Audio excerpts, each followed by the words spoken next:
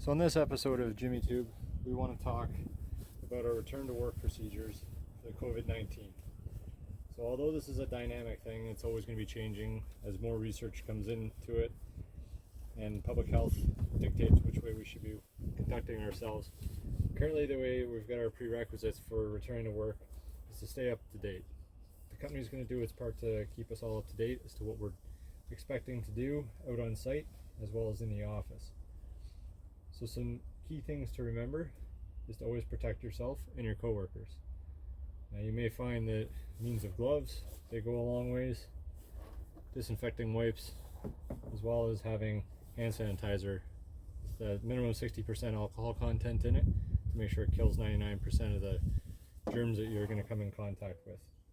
Always remember to sneeze into your sleeve, into the corner of your elbow.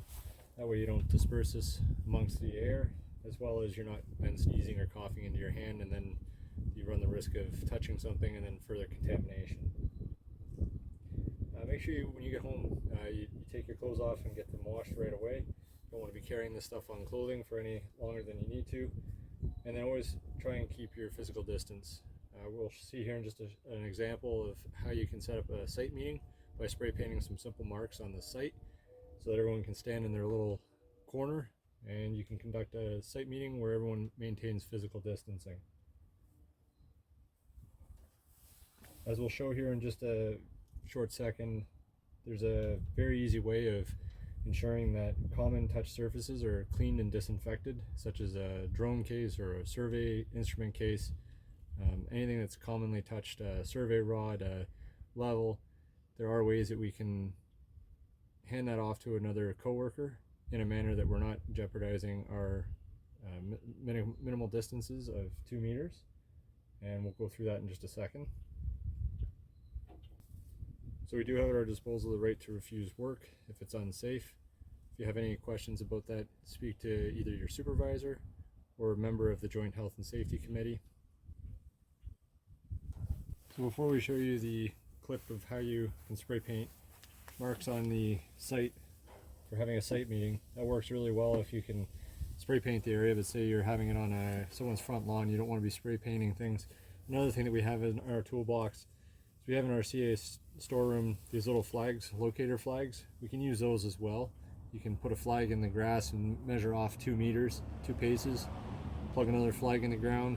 This works really great, like I say, if you're on someone's front lawn, if you're doing top works inspections, if you have to meet with an agency staff or a contractor, put flags in the ground. You know, it may seem a little silly, but guys, this is what we've got to do to stay safe out there. Ensures that we keep our minimum 2 meters distance. And like I said, then that way we're not destroying someone's front lawn with spray paint. So if you have any questions about these flags, speak to either Chris Lant or Andrew Dunlop about that. So say you're not on someone's front lawn, you're not on somewhere that you can spray paint. We also have stakes, guys. You can use a wooden stake. Everyone stands behind a wooden stake. It works as a very good visual aid for people to understand where they've got to be standing to keep their physical distance. So with the SCS return to work procedure for our contracted men group, we've prepared a full list of operational procedures and policies for us to return to work safely. It's very important to always check with contractors before making any site visits. And if you are going to have site visits, try considering painting marks on the floor, such as these, that are nice and far apart, so that each person, the team, can stand behind each of these paint marks and have your discussion out in the field. So that way you don't get back to normal tendencies of standing too close to anyone that you're working with. When you're handing off equipment, place it down on the ground or on the tailgate of a pickup truck. Then you're going to disinfect it with disinfectant wipe. Any of the common touch surfaces, whether it's the latches, the handles, I'm going to discard that. And put your glove back on. And then the next employee can go and grab the piece of equipment.